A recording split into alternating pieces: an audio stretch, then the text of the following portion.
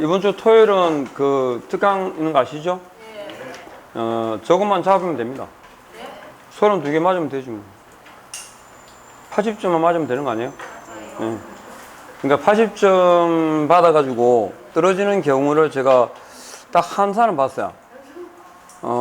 과락 나가지고. 그러니까 진짜 어느 과목이든지 너무 등한시하면 안 됩니다. 제가 말한 전략적으로 준비한다는 건 그 과목마다 맞춰야 되는 최소 점수라는 게 있어요. 그러니까 그 1차를 중심으로 하시잖아요. 1차가 떨어지면 답이 없어요. 1차는 이해를 해야 되잖아요. 그러니까 제가 애를 키워본, 우리 다 이제 애 키워봤잖아요. 근데 제가 느낀 건 우리 애가, 보통 부모는 자기 애가 초등학교 4학년이 되면 깨지기 시작해요. 환상이. 그러니까 그 전까지는 우리 애 천재인 줄 알아요. 진짜 천재인 줄 알아요. 딱 보면 다 잘할 것 같아. 근데 저희 집에 청순이 진짜 천재인 줄 알았거든요. 그게 아니라 저희 같이 사시는 분이 머리가 저보다 좋아요. 다행이네. 이세가 저 그러니까 다행이라는 말은 쟤는 안 좋은데. 그러니까 그래. 결혼할 때 처음 그 생각이 그거였어요. 애는 머리는 좋겠다. 왜냐면 웃기는 건 또 딸 낳을 거를 생각을 한 번도 안 했어요. 딸이 있으면 참 예쁠 것 같은데 딸 낳는 생각을 안 했어요. 근데 지금 보니까 키우고 보니까 딸이 예뻐. 근데 제 성격에 아마 딸이었으면 잘 못 키웠을 것 같아요. 왜냐면 뭐심해도 어디 나가서 끌키고 이런 거 되게 싫어하거든요. 불안해서 못 보내겠어. 근데 이 여자애 뭐 얼마나 밤에 몇 시에 오냐부터 해가지고 내가 따라 다닐 것 같은데 어쨌든 그래가지고 키우는데 진짜 이게 천재인 줄 알았어요. 뭐 말하는 것도 보면 뭐 신 같고 뭐 하여튼 그랬었어. 그래가지고 제가 좀 약간 극성스러운 게 엄마 원래 치맛바란 거잖아. 저는 이제 우리 이 일이 그렇잖아요. 낮에 시간이 되니까 집사람 이제 일을 하니까 주로 오면 제가 이제 학교 모임도 제가 가고 유치원 모임도 제가 가고 그 넥타이 예전에는 이렇게 넥타이를 메고 다녔으니까 그 타이를 메고 오전에 와가지고 유치원에 오는 아빠는 얘밖에 없었어요. 그래갖고 그래 있을 때 막 그림을 특히 잘 그렸거든요. 그러니까 그래가지고 무슨 이렇게 타고난 감각이 있나 보다.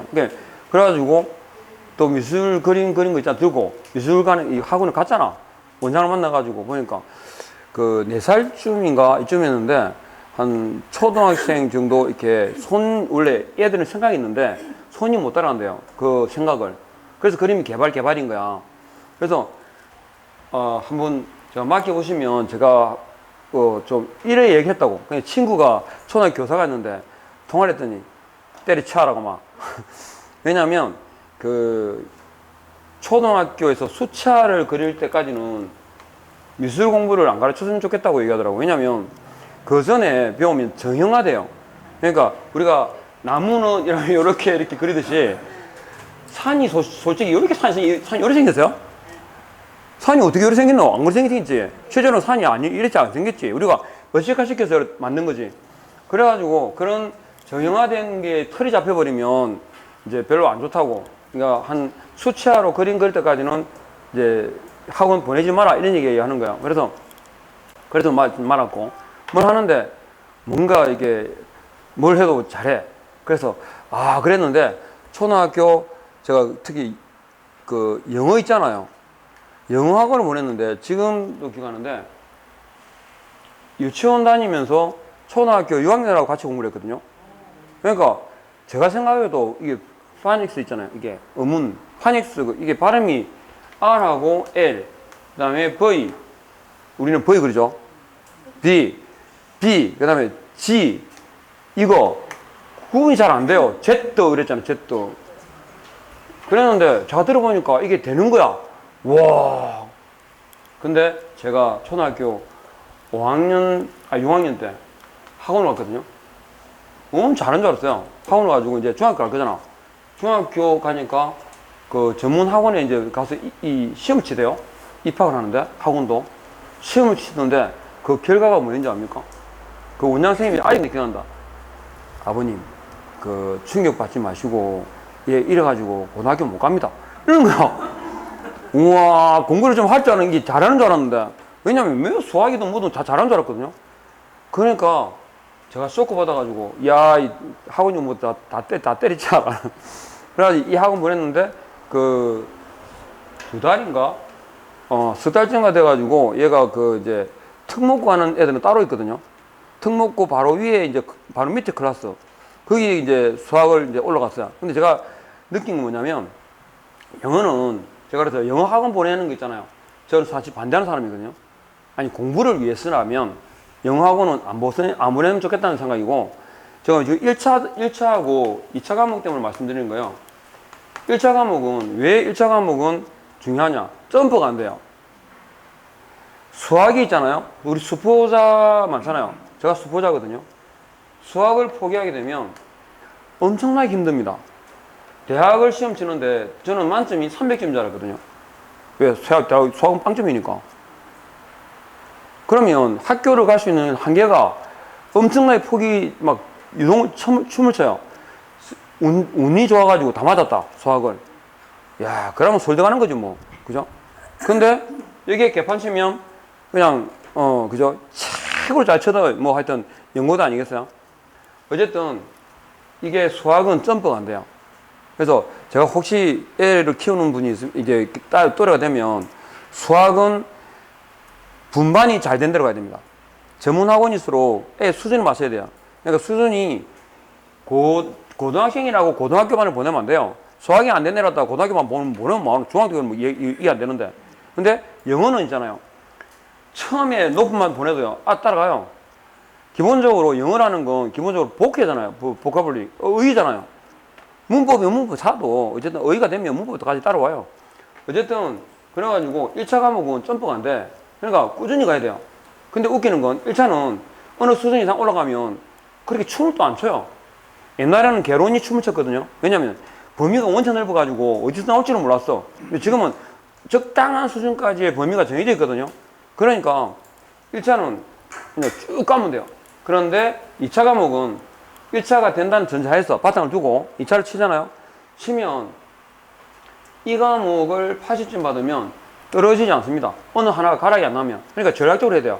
그 공법은 6개 법이잖아요. 공법이 어렵냐?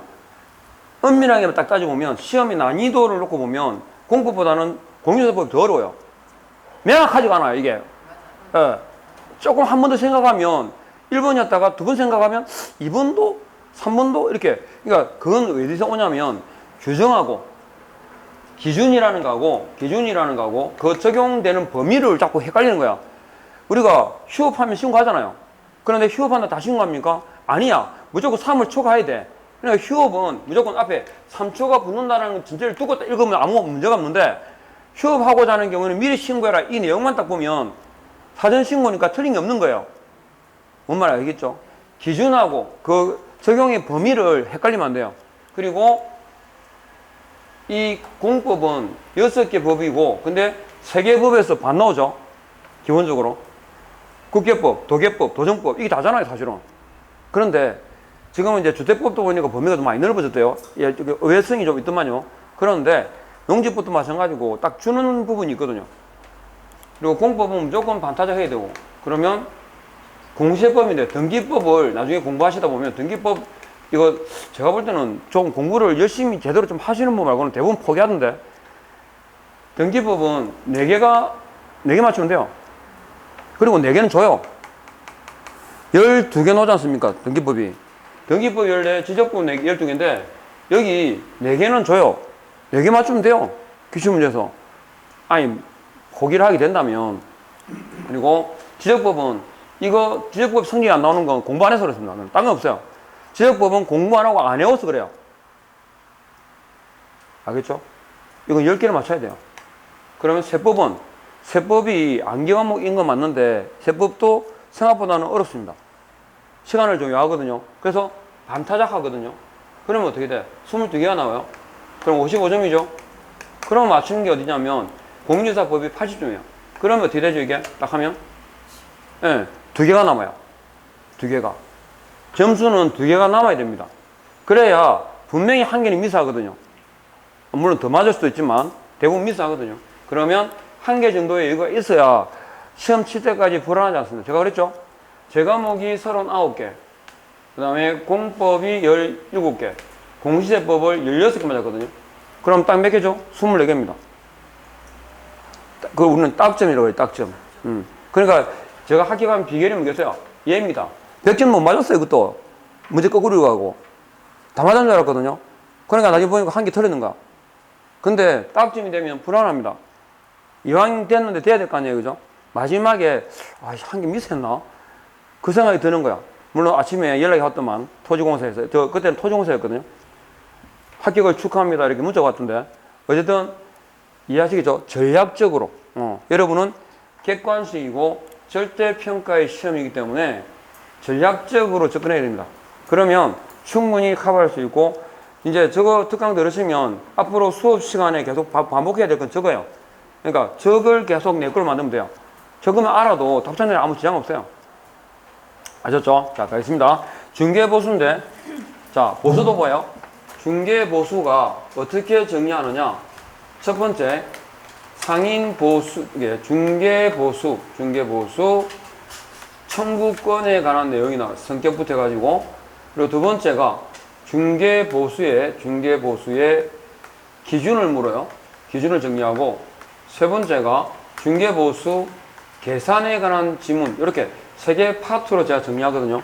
그러니까 말을 풀어가는 요령이라고 생각하시면 돼요. 그러면 첫 번째, 중개보수 청구권의 첫 번째 성격을 얘기합니다. 성격은 우리 판례상 개공이 중개를 영업으로 하게 되면 상인으로서의 지위를 갖는다라고 되어 있기 때문에 우리는 상인 보수 청구권으로 본다.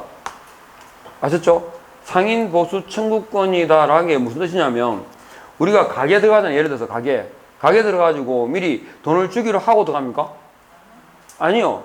뭐 하면 돼? 물건 사면 주면 돼요. 그러니까 무슨 말씀이냐면 상인 보수 청구권으로 보기 때문에 보수 지급 약정이나 보수 지급에 관한 약정이 없어도 혹은 난 돈 받을 거예요 라고 유상임을 명시하지 않아도 아셨죠? 뭐만 되면 거래만 되면 아셨죠? 그래시 당연보수입니다.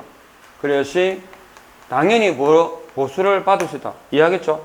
이것도 종종 예전에 나왔던 질문인데 중개업 공인중개사의 중개보수청구권은 보수 지급에 관한 약정이 없더라도 거래 계약이 체결된 때 중개보수를 받을 수 있다 없다? 있다. 이해하겠죠? 이렇게. 이게 첫 번째. 그리고 두 번째. 중개보수청구권에 있어서 두 번째. 발생 행사 소멸에 대해서 기억하시면 돼요. 중개보수청구권은 언제 발생한다? 의뢰 시, 중개계약 체결 시의 행사는요. 거래 시, 거래계약 체결 시입니다. 그리고 의뢰와 거래 사이에 뭐가 있다면 인과관계가 있으면 계약서 작성에 개공이 직접적으로 관여를 하지 못해도 중개보수는 받을 수 있다 없다? 있습니다. 그게 어떤 거냐면 개공이 있잖아요. 개공이 요렇게 소개시켰더니 이 둘이서 개공을 배제하고 자기들끼리 계약하는 거 있었죠. 전속 중개 파트 넣었죠. 이게 일반 중개 계약도 마찬가지 똑같이 적용돼. 이건 실질 위반이기 때문에 그래서 계약서 작성에 관여하지 못했다 하더라도 인과관계가 있으면 중개 보수는 받을 수 있다 없다? 있습니다. 그리고 인과관계라는 게 특별한 게 아니에요. 그 중개를 하다 보면 그 의뢰인들이 가끔 이런 얘기 하거든요. 소개시켜주는 게 뭐 큰일이라고 돈을 갖다 이만큼 받노? 이런 소리를 하는 사람이 있어요. 수준을 이해해야 됩니다. 그 수준이 알았습니다. 그런 식으로 따지면 그럼 변호사하고 그런 수준은 왜 그리 비싼데? 변호사 하는 일이 뭐 있다고? 기본 수임료가 300이에요. 그냥 좀 상담하고 수임하는 그 자체가 300이야. 계약 승사는 별개 문제고. 그럼 걔들은 왜 그리 비싸냐고? 걔들 하는 일이 뭐 있다고? 지도 안 하는데 사무장이 다 하는데 그렇잖아요. 그러니까 그건 서비스, 용역에 대한 가치를 이해 못해서 그래요. 개공이 하는 일은 소개로 끝입니다. 사실은 원래 중개 본질은 중개 알선 뭐라고? 소개. 사 사람한테 파 사람 소개해주고 그걸 끝이에요. 계약이 체결되고 안 되고 누구 맘이야? 저거 맘이지. 이해하겠죠? 그래서 거기 보시면 뭐라 했냐면 원인이라 그럴 때 인과관계라고 하는 건 주되거나 유일한 원인이 필요 없고 뭐라고? 협력적 원인으로 충분하다. 이 항 바로 위에 있죠? 그겁니다. 그래서 인과관계가 있으면 돼요. 그리고 중요한 건 요거 잘 놉니다. 그 1항에 바로 나오는 거죠. 다만 내가 두 번째 줄에 개업 공인중개사의 중개로 체결된 거래 계약이 해제 취소 무효가 되면 중개 보수 청구권은 소멸한다. OX. X입니다. 거기 누구 때문에가 나와야 돼요. 뭐 개공의 고의 과실로라는 말이 들어가야 돼요. 이거. 그러니까 시험 지문에 잘 나오는 게 이거거든요. 개공의 중개로 체결된 거래 계약이 해제 취소 무효가 된 경우에 중개 보청구권은 소멸한다 이렇게 나와요. 그러면 계약이 깨졌다라는 내용만 나왔지 왜 깨졌는지가 없어요. 왜? 누구 때문에? 개공 때문에 깨졌다가 돼야 뭐라고? 중개 보수 청구권이 소멸합니다. 이해되셨죠? 이렇게 하시고 그 다음에 우리 교재에 2항은 뭐냐면 2항은 개공은 자 뭐요? 개업 공인중개사는 지금 여기 보면 실비의 문제인데 그냥 같이 묶어 설명드릴게요. 실비는 개업 공인중개사는 중개 의뢰인으로부터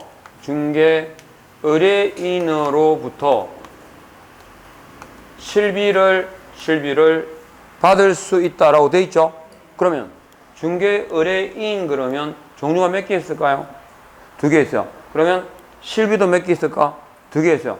숫자로 치면 2고 2죠. 그러니까 짝이 맞아요. 그런데 시험 지문에 자 개업 공인중개사는 권리 이전 중개 의뢰인 그 다음에 취득 중개 의뢰인으로부터 계약금 등 반환 채무 이행 보장과 관련된 실비를 받을 수 있다. OX. X입니다. 실비의 종류가 구체화되면 그러니까 권리관계 확인에 소요되는 실비라고 구체화되면 여기도 권리 이전 중개 의뢰인으로부터가 돼야 되고요. 여기 계약금 등 반환 채무 이행 보장과 관련된 실비다 그러면 여기도 취득 중개 의뢰인으로부터 받을 수 있다 이렇게 나와야 돼요. 이해하겠죠? 중개 의뢰인은 그럼 아시죠? 실비는 그러면 중개 의뢰인으로부터가 맞아요. 근데 실비의 종류가 구체화되면 부담하는 사람도 어떻게 구체적으로 나와야 된다. 이해하시겠죠? 네, 그렇게만 아시면 돼요. 그 다음에 3번 중개보수 지급 시기가 나오는데 자 중개보수 지급 시기는 약정 동그라미 정하기 나름이란 뜻이죠. 그런데 약정이 없으면 대금 지급 완료된 날입니다. 대금 지급이 완료된 날이 뭡니까? 우리가 통상 말할 때 잔금 칠 때 이 말입니다. 잔금 칠 때. 그런데 능력만 되면 있잖아요. 중개보수는 언제 받으면 돼요? 계약 체결됐을 때 받는 게 제일 맞죠? 그 계약이 체결됐을 때 실제 중개 완성이니까 그때 받으면 돼요. 그런데 보통은 이제 계약금이 왔다 갔다 할 때 그래서 계약금은 가능하면 현금을 갖고 오라고 하는 게 좋긴 하거든요. 왜냐면 돈이 앞에서 왔다 갔다 하면 그 중개보수를 받기도 좀 쉬워요. 바로 앞에 돈이 있으니까. 그러면서 설명할 때 한 번 딱 붙이면 돼. 계약금 지급하실 때 중개보수는 일부 이렇게 그러면 그 자리에서 막 대놓고 안 된다는 얘기 안 하거든요. 그러니까 좀 있습니다. 계약 체결할 때는 반드시 그 핸드폰을 켜야 됩니다. 항상 계약할 때는 지금 이제 녹취합니다. 이렇게요. 그러면 말을 조심해요. 되지도 않는 때를 쓰질 않아요. 왜냐면 사람 내용 증명이라는 게 의미가 있어 없어요? 없잖아요. 내용 증명이 의미가 없어. 근데 내용 증명을 받으면 심지어 압박을 받아요. 뭔가 해야 될 것 같고. 그런 거야. 그래서 항상 계약할 때, 진행할 때는 항상 뭐라고? 녹취를 켠다라고 고지하고. 아셨죠? 그 다음에 이제 계약금 왔다 갔다 할 때는 뭐다? 현금이 가능한 왔다 갔다 하도록. 그러면 어떻게 한다고? 보통 이체하고 그러면 끝내잖아요. 그죠? 근데 돈이 왔다 갔다 하면, 그러니까 뭐 이제 뭐 조정해야 될 비용도 있고 막 이렇게 설명하죠. 그러면 이제 금액이 소액인 경우는 이제 이렇게 돈이 왔다 갔다 하는 게 낫습니다. 특히 언제냐면 이 상가 임대차 같은 경우 있잖아요. 이런 경우는 그냥 돈을 가능하면 그때 받는 게 낫습니다. 왜냐하면 아까 말씀드렸듯이 직접 거래되는 경우 오히려 많아요. 개공을 딱 배제시키고 자기들끼리. 왜냐하면 전화번호 오픈되어 있기 때문에 그래서 아파트보다는 뭐 그런 경우들이 있으니까 참고로 어쨌든 지급 시기는 대금 지급이 완료된 날입니다. 그리고 자 중개보수의 이제 두 번째 기준, 중개보수 기준입니다. 중개보수 기준은 딱 먼저 있잖아요. 대상물이 뭔지부터 먼저 생각하셔야 돼요. 그러면 대상물이 주택이다 되어 있으면 주택은 국토교통부령으로 정하는 별표 범위 내입니다. 그러니까 뭐라 되어 있냐면 매매 교환은 거래 가액에 따라 넘겨보실 페이지 넘겨보시면 거래 가액에 따라서 6단계로 구분되어 있죠. 매매 교환 6단계, 임대차 등 6단계로 되어 있습니다. 그리고 매매 교환은 최고가 얼마냐면 1,000분의 7이에요. 1,000분의 7 내에서. 그리고 임대차 등의 경우에는 1,000분의 얼마? 1,000분의 6 내로 딱 돼야 돼 있죠. 그리고 6 이내에서 시도조례, 그 금액은 시도조례로 정한 한도 냅니다. 한도 시도조례로. 그리고 협의 결정되어 있습니다. 시도조례다. 그리고 그 가액에 보니까 5천만 원 미만이라든가 그죠? 그 다음에 5천에서 2억 미만에서 보시면 금액에 따라서 뭐가 있죠? 한도액이 있죠. 한도액이 있습니다. 그러니까 설명을 하는데 내용에 시도조례가 나오거나 한도액이라는 단어가 나오면 대상물이 뭘까요? 주택입니다.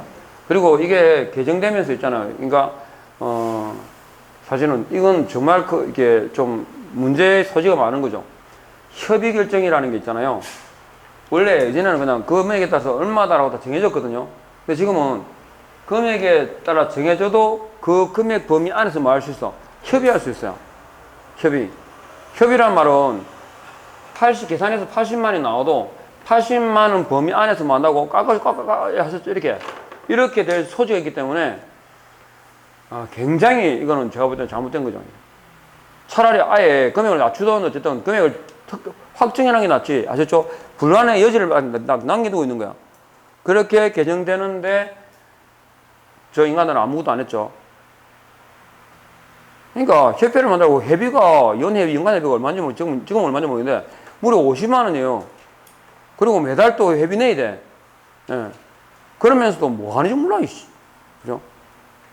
1년에 돈만 우리가 결제할 때 카드 결제하는 데 본 적이 없거든요. 아직까지. 공제료를 했다가 일시불로 낸단 말이야.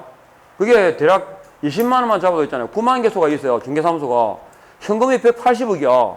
그건 개인만. 그럼 180억이 들어오는데 거기에 얼마? 10%만 법적으로 적립하면 되거든요. 책임준비금으로. 나머지는 어디 쓰겠노? 임기를 제대로 마치는 경우가 드물다, 이거.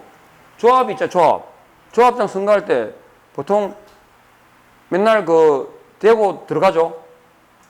돈 뿌린 걸로. 어쨌거나, 자, 주택의 경우라 시도조례 한도액이라는 단어가 나오면 대상물이 뭐다?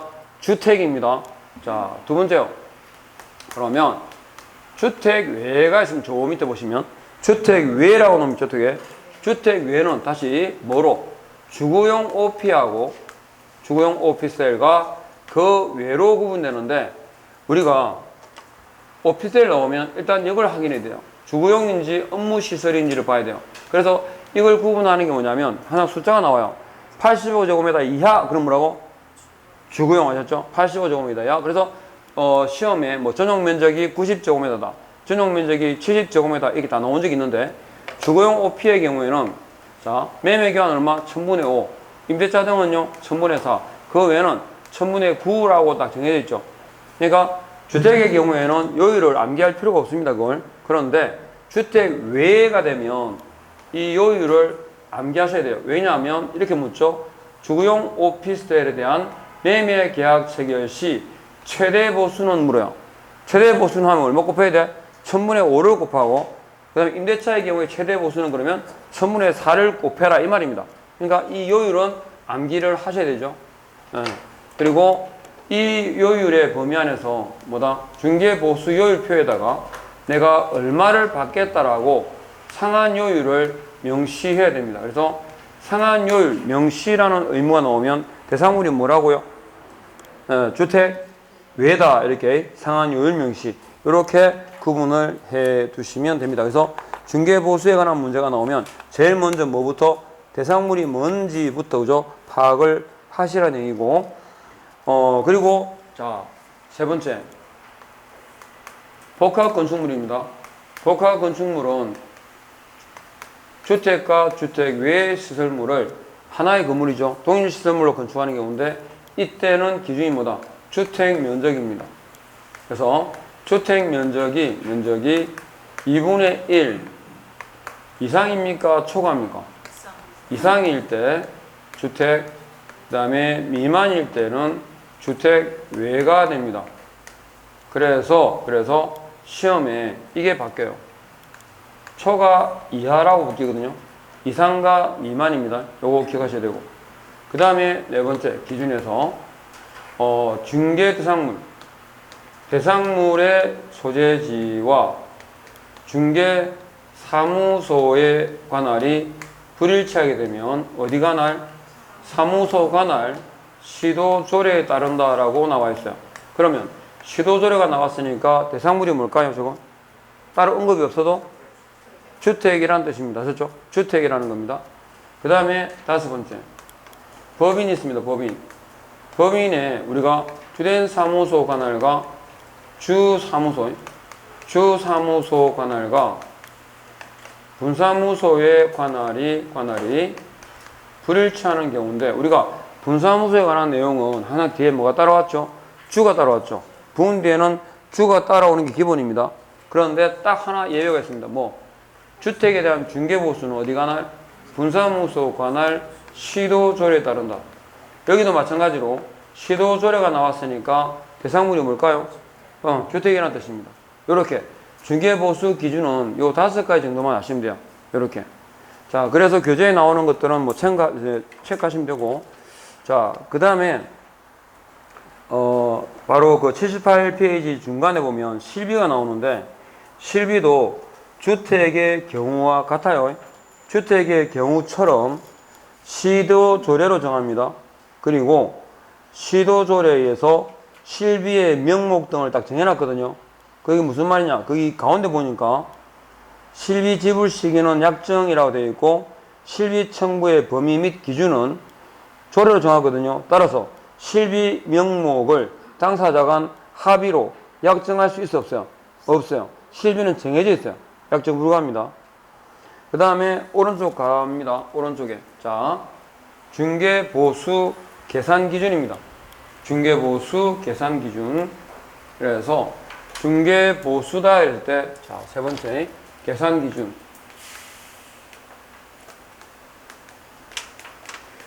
이론 문제뿐 아니라 계산 문제도 한문항에 꼭 나오기 때문에 일단 이걸 보시면 먼저 대기요한이라는 것부터 기억하셔야 돼요.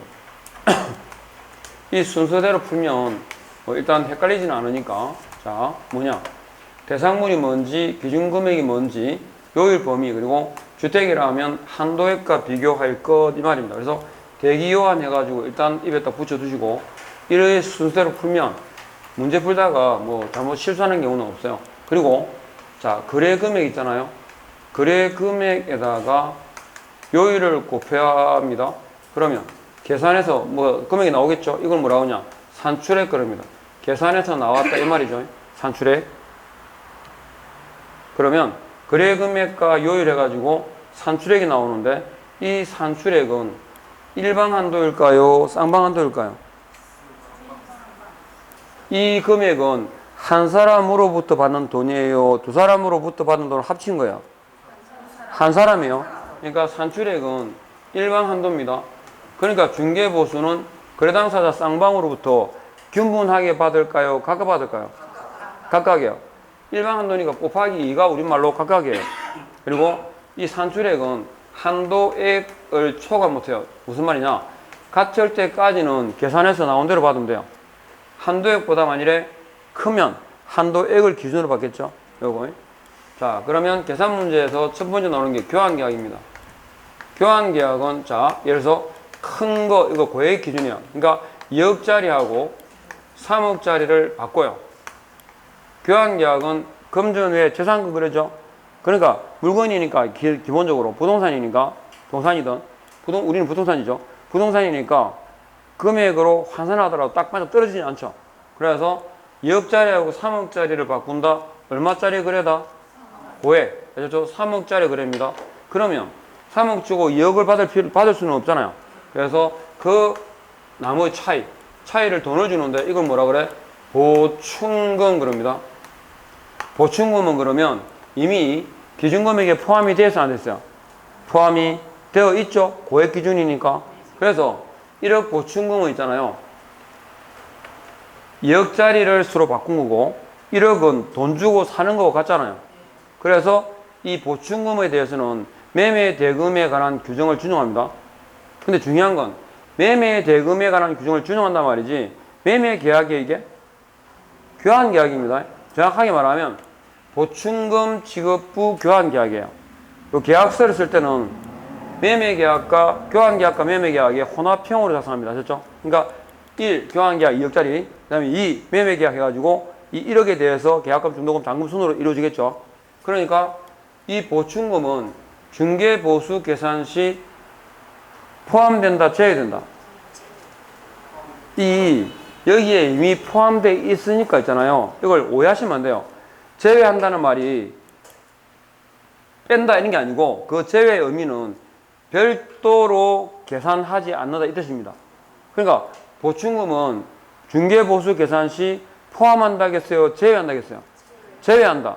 이미 교환 계약에서 중개보수를 계산한다는 말은 이미 금액에 뭘 포함해 있어요? 고액이니까, 고액 기준이니까 반영이 이미 되어 있어요. 되어 있는 데다가 보충금은 따로 계산하면 돼, 안 돼? 안 되잖아요. 그 말이에요. 그러니까 교환 계약 체결 시 보충금은 중개보수 계산 시 제외한다라는 말은 별도로 계산한다, 안 한다? 안 한다라는 의미지 포함 안 된다 이런 의미가 아니라고. 알겠죠? 그 다음에 두 번째. 자, 차임 있는 임대차가 나옵니다.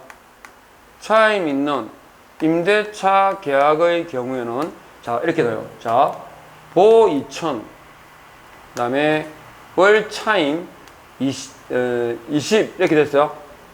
보증금 2천에 월 차임 20입니다. 이 경우에 기준금액이 얼마냐라고 실제 시험 나왔던 문제죠. 그러면 기준금액을 구합니다. 기준금액이란 보증금에다가 월 차임에다가 100을 곱해서 환산한 금액을 기준금액이 돼요. 그러면 이걸 뭐라고 하냐? 기준금액 혹은 됐으니까 합산금액 혹은 100 곱했죠? 환산금액이라고 그럽니다. 표현이. 존다. 잘생긴 애를 봐요, 빨리. 일주일에 한 번밖에 안 보는데. 한 번 더 보면 더 좋으면 째려본다.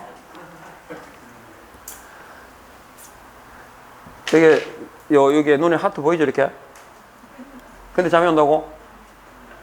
자, 그래서 요걸 뭘 한다고요? 합산금액 혹은 환산금액, 기준금액 그래요. 그러면 이 합산금액이 근데 시험에는 보증금이 이렇게 나와요.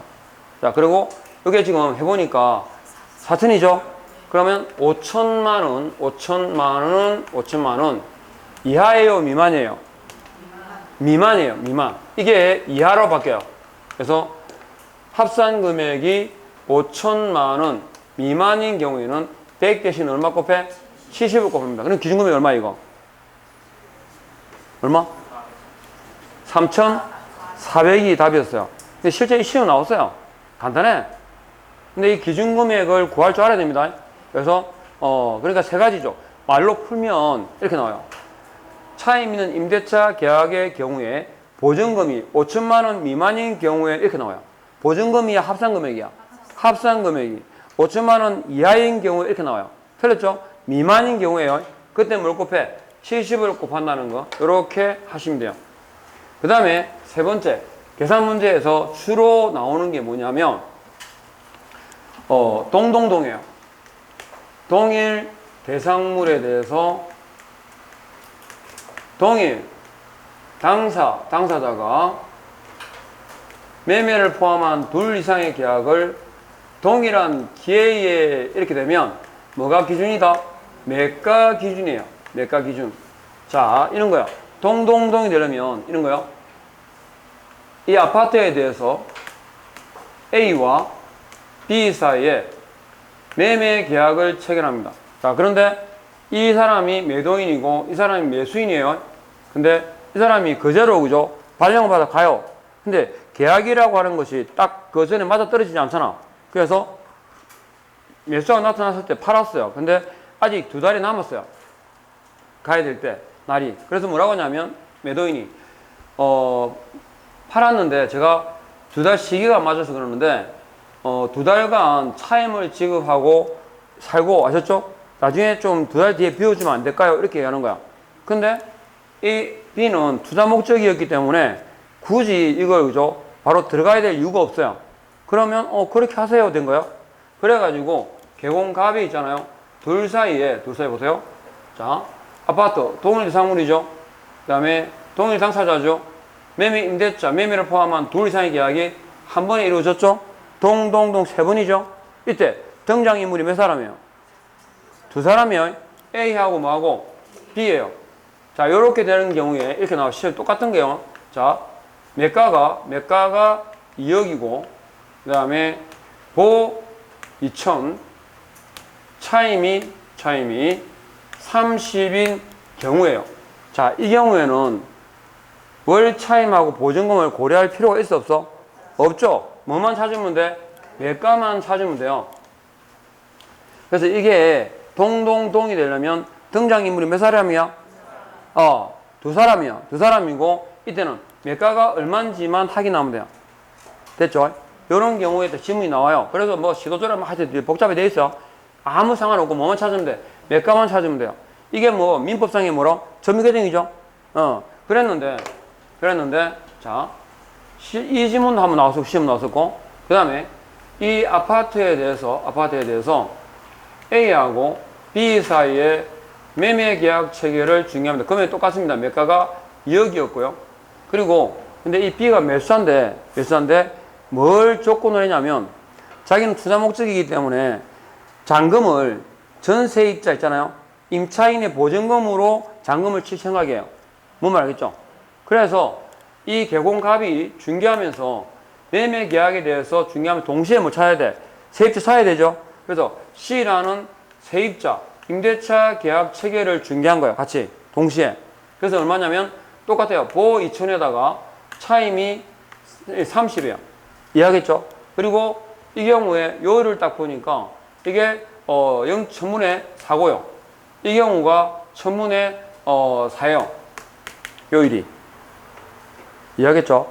그래가지고 계약을 중개했을 때 시험에 나온 답이 뭐였냐면 개공갑이 B로부터 받는 보수는 얼마냐 이렇게 물은 거예요. 그러면 차임 있는 임대차하고 동동동 이 두 개를 종합하면 문제죠. 네, 보통은 어렵게 나오고 복잡하게 나오면 이게 다 최선의 케이스예요. 그러면 지금 봐요. 동일 대상물 맞죠? 매매 임대차가 동일한 기회에 이루어진 거 맞죠? 한 번에. 그런데 매매 계약의 당사자는 A, B고 임대차 계약의 당사자는 B, C입니다. 동동동이 안 돼. 이유는 등장인물이 3사람이에요. 그러니까 동동동이 되는지 안 되는지는 뭐다? 이 문제 딱 보면서 등장인물이 몇 사람인지부터 보면 돼요. 그럼 2사람이면 보증 차임에 관한 경우 아예 무시하면 돼요. 알겠죠? 그래가지고 이때 개공이 받는 보수가 얼마겠습니까? 얼마겠어요? 45, 248, 80이죠? 얘는 45, 20이죠? 실제로 답이 100만 원이었어요. 이해하겠습니까? 개공갑이 B로부터 받는 보수는 이렇게 물었으니까. 이게 2천만 원이고 30이니까 기준금액이 얼마? 5천이잖아요. 5천만 원 이하야 미만이야? 미만이기 때문에 그대로 가면 돼. 또 갑자기 그래 여기서 70도 곱할 사람 있다니까? 5천만 원 이하라 그랬어요? 미만이라 그랬어요? 미만이라 해야 돼요. 딱 5천만 원이니까 계산을 따로 할 필요가 없어. 이해되죠? 그래가지고 보수가 100만 원이 됩니다. 실제 시험 나왔던 문제. 그러니까 차임 있는 임대차하고 동동동 이 3개를 2개를 하다 그죠? 개념 알아야 풀 거 아닙니까? 요렇게만 정리하시면 돼요. 자, 요렇게 하시고 자, 넘어갑니다. 그래서 80페이지에 숫자 하나 바꿀 게 있어요. 80페이지 문제가 나오는데 그 1번에 8을 6으로 고치세요. 주택임대차에 대한 중개보수는 거래금액의 1,000분의 얼마? 6 이내 한도에서 시도조례로 정한다. 이렇게 6. 그리고 아파트 분양권 나와 있으니 이 문제를 보시면 돼요. 아파트 분양권은 기납입금 있죠? 계약금, 중도금, 프리미엄까지 합친 금액을 뭐라 부른다? 총대금 그래요. 총대금. 그리고 3번 교환 계약은 큰 거, 적은 거? 큰 거. 그 다음에 4번 복합 건축물의 주택 면적이 2분의 1 이상입니다. 그러면요, 주택에 관한 규정을, 자, 5번 전용 면적이 얼마입니까? 85제곱미터 미줄 닦을 것이고, 이게 나오면 오피셀이 뭐다? 주거용 오피라는 거지요. 그러면 밑에 계약 방식이 뭐예요? 임대차라잖아요. 임대차. 임대차의 경우니까 1000분의 3입니까? 5입니까? 4를 곱하겠죠. 그래야 옳은 지문이 됩니다. 이해되셨죠? 까지 이렇게 정리를 하시면 됩니다. 이렇게 하고요. 이 순간. 자, 금지행위 들어가겠습니다. 금지행위. 81페이지에 금지도, 금지가 나오면 이게 어디에 주로 쉽게 나오면 뭐냐, 조문을 그냥 그대로 알고 있으면 돼요.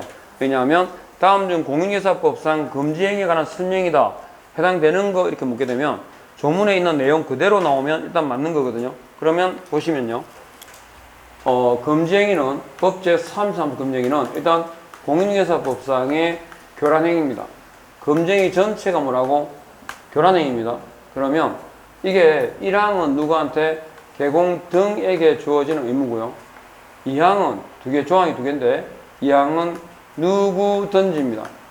누구든지 개공의 업무를 방해하지 마라 그래가지고 실제로는 일반인을 말하겠죠. 그리고 종류별로 또 어떤 제재가 주어지는지, 개공이 위반하게 되면 등록을 취소할 수 있는 가장 대표적인 상치 가운데 하나입니다.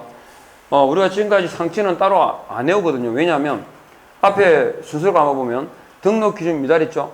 상치입니다. 그 다음에 사무소는 절대금지, 상대금지? 상대금지니까 이중사무소나 임시중개시설물을 설치하면 상치와 1대1이었죠. 그 다음에 겸업, 주어는 주어는 법인, 제재는 상치입니다. 그 다음에 효 몇 초 금지? 6초 금지. 6월을 초과하게 되면 업을 계속할 의사가 없다고 보고 그 등록은 취소할 수 있다. 이렇게 이어져요. 그리고 아까 보셨던 거 무보증, 상치, 이게 입에다 붙어야 돼요. 그리고 지금 보시는 금지행위 아셨죠? 이런 거. 그 다음에 아까 물제도법 말했는데 개업 공인중개사가 공인중개사법을 위반하게 되면 주어지는 행정처분은 뭐 아니면 뭐야? 기본적으로 개공에게 주어지는 행정처분은요, 상치 아니면 업무정지예요. 그리고 제가 10가지 암기표가 뭐라 됐냐면, 완전 절치라고 놓으면 19은 틀린 거랬어요. 그러니까 내용을 아무것도 모르겠어. 그런데 취소해야 한다라고 적혀 있어요. 그러면 일단은 뭐라? 틀린 거야. 개업공사 뭐뭐뭐뭐 위반했는데 등록을 취소해야 된다 이렇게 나오잖아요. 19은 틀린 거야. 이해하겠죠? 상치 아니면 업무정지예요. 자, 그런데 우리 앞에 배운 것 중에 전속중개계약을 체결했잖아요. 전속중개계약은 체결해야 돼, 할 수 있어? 할 수 있어요. 대신에 체결하게 되면 의무가 몇 개 주어지죠? 2개가 주어져요. 하나가 전속중개계약서, 두 번째가 정보공개예요. 그러면 전속중개계약서 위반이 제재가 뭐겠어요? 그렇지. 서면 관련 위반은 업무정지예요. 그러면 두 번째 의무는 뭔지 몰라도 제재는요, 상치예요. 같은 제재가 아니니까. 두 번째 의무가 뭐냐면 정보공개 의무예요. 정보공개를 빨리 해야 돼, 신중하게 해야 돼? 신중하게, 아셨죠? 정보공개 의무 위반이 상치예요. 그리고 보시는 금지가 상치예요. 가장 대표적인. 그러면 상치와 형벌이에요. 형벌은 1대1, 3대3 이렇게 종류가 2개가 있어요. 간만에 한국 축구 이겼죠? 박살 냈죠? 7대 빵으로. 저는 5대 빵으로 이기게 생겼는데 2골 더 넣었어요. 자, 이게 1대1, 3대3이에요. 내일은 중국하고 하는데 그죠? 신기하죠? 중국은 인구가 그죠? 우리보다 얼마나 많노? 근데 축구를 우리 그리 모았고. 근데 아까 제가 오다 잠깐 들었는데 중국이 축구를 못하는 이유가 있어요. 그는 돈을 축구 선수한테 엄청나게 많이 줬는데 문제는 유소년 축구가 없어요. 그 많은 인구에 유소년 축구하는 인원이 한 몇 천 명인가? 네. 그 정도 인구에서 그 정도 애들, 우리나라보다 유소년 축구 애가 더 작대요. 그러니까 2000년대 초에만 그 중국 축구가 조금 그랬죠. 안짝했죠. 그때는 한국도 졌어요. 2대1로 지고 그랬어. 그 이후로는 뭐 진 적이 없지만. 그러니까 걔들은 중국의 메시는 뭐 하는 줄 압니까? 탁구신데요. 뭔 알겠죠? 걔들은 개인 육상 이런 데 있잖아요. 그게 보상이 훨씬 큰 거야. 그래서 축구는 잘 안 한대요. 그래서 스페인에 있는 그 아르헨티나 메시 같은 애는 탁구신 탁구. 자, 어쨌든 비유라는 건데 어쨌든 1대1 3대3 아셨죠? 이게 뭔지 알죠? 공제사법상 징역 또는 벌금형을 과하는 경우는 뭐라 불러요? 행정, 형벌 그래요. 그러면 취소 처분과 정지 처분을 묶어서 뭐라 그래요? 행정, 처분 그래요. 아셨죠? 그러면 형벌의 종류가 몇 개? 두 종류가 있습니다. 그러면 등이 누구예요? 고용인이죠. 그럼 소속 공인중개사가 위반하게 되면요, 행정처분 있어 없어? 있어. 바로 튀어나와야 돼. 그렇지. 고민할 필요가 없어요. 그냥 자격 정지예요. 그리고 형벌이 있어요. 그리고 중개보조원은 뭐가 없어요? 행정처분이 올 수 없어요. 그래서 형벌의 대상만 됩니다. 그리고 우리 알고 계신 것처럼 고용인 행위가 행정 형벌이면 적용되는 규정이 뭐죠? 양벌 규정이에요. 그죠? 양벌 규정에 의해서 그 고용한 개공에게 뭘 가한다? 무슨 벌금? 동일한 금액의 벌금이에요? 해당 조에 규정된 벌금이에요? 해당 조에 규정된 벌금형을 가한다. 해당 조에 규정된 벌금이 뭔 뜻인지 압니까? 소공이 중개보조원이 1대1이 49조거든요. 그러면 3대3은요 48조 이 말입니다. 그러니까 고용인이 위반한 조항에 규정된 벌금 이 말입니다. 고용인이 만일에 49조 위반했다면 얼마? 1,000만 원. 48조 위반했으면 3천만 원. 그래서 그 말이 해당 조에 규정된 벌금형을 과한다 이거죠. 그럼 이 벌금은 과실이에요, 무과실이에요? 과실, 무과실? 과실입니다. 뭘 똑바로 안 했기 때문에. 다시 정확하게. 그렇지. 사용자로서 하셨죠? 상당한 주의와 관리감독 의무를 게을리 했기 때문에 얘가 사고 쳤다 보는 거예요. 그래서 사고 친해뿐 아니라 누구? 고용한 개공도 같이 처벌하겠다. 이게 뭐라고? 양벌이에요, 양벌. 양자를 다 처벌하겠다고. 이해하겠죠? 그래서 양벌 규정에 의해서 개공이 받는 이 벌금은 과실이야, 무과실이야? 과실이에요. 똑바로 봤죠? 과실이에요. 뭘 똑바로 했기 때문에? 똑바로 안 했겠으니까. 관리감독을 똑바로 안 했기 때문에. 그 말은 관리감독을 똑바로 하면 양벌 규정을 적용한다, 안 한다? 안 한다는 말이에요. 그러니까 양벌 규정에는 면책 사유가 있어, 없어요?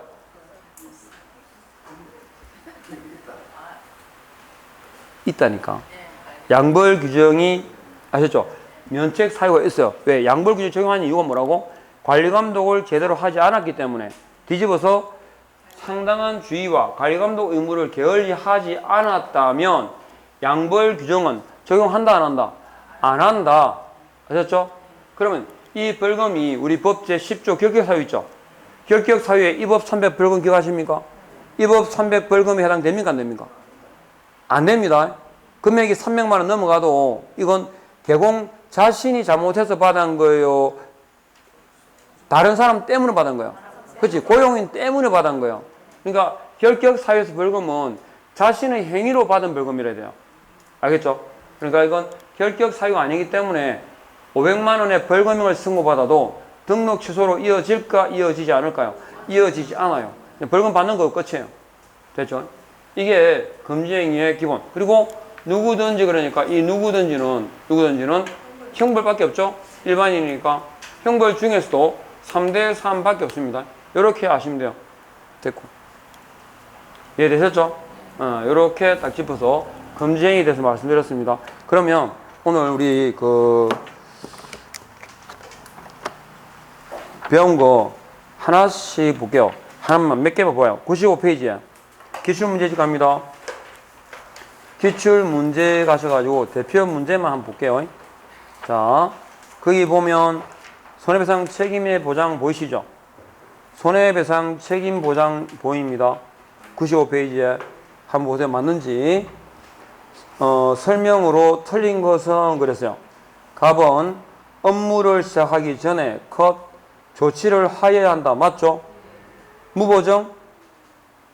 그럼 조치 안 하면 무보정 상치 붙이시고 2번 갑은 공인유산이 개공이니까 역 이상의 금액을 자 보정 방법 몇 개 나와야 돼요? 3개 나와 있습니까? 나왔죠? 3번 가겠습니다. 자, 숫자부터 보이시죠? 15일에 동그라미를 딱 해두시고 그러면 숫자는 항상 먼저 보이니까 15일에 동그라미 하시면서 앞에 손해배상의 줄을 딱 끄시면 베이로 맞죠? 그리고 공탁 딱 밑에 가요. 공탁할 때는 지급한 금액, 부족한 금액의 줄 딱 끄시고 네 번째, 손해배상 책임을 보장하기 위한 조치를 이행하지 않았죠? 그러면 무보정 상치잖아요. 상치는 동시에 뭐가 될까요? 업무정지 6월이 됩니다. 그러니까 업무정지 사유에 해당한다, 해당하지 않는다? 해당한다가 맞겠죠? 까지. 그리고 5번 가가지고 어디에 봐야 돼? 장소 제공에 가보세요. 장소 제공 보는 순간 읽을 필요 없어요. 끝으로 가요. 책임이 있다. 그렇게 찾으면 돼요. 쉬워요, 생각보다. 자, 그 다음에 넘어가셔가지고 어디 가냐면 106페이지 가보십시오. 106페이지에 자, 106페이지에 대표 기출 문제 가지고 보수에 관한 문제가 있습니다. 보겠습니다. 옳은 것은 그랬습니다. 옳은 것은 1번 개공의 과실로 인하여 컷 따로 치고 그 다음에 잘랐죠? 보수를 받는다. 이걸로 끝이야. 개공이 잘못했어. 보수 받아 못 받아요? 못 받는다가 끝이에요. 그죠? 틀렸어요? 2번 가겠습니다.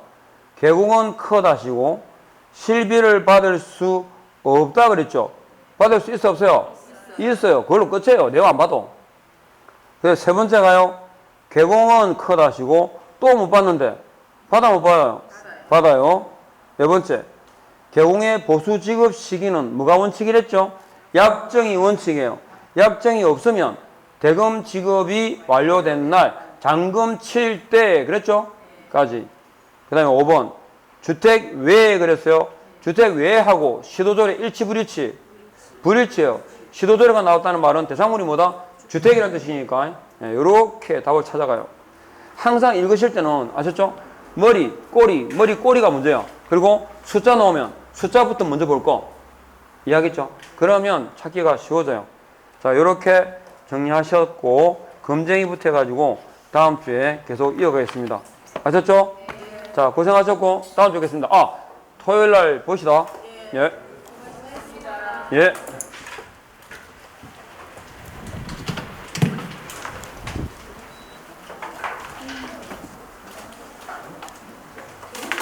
이렇게 10개.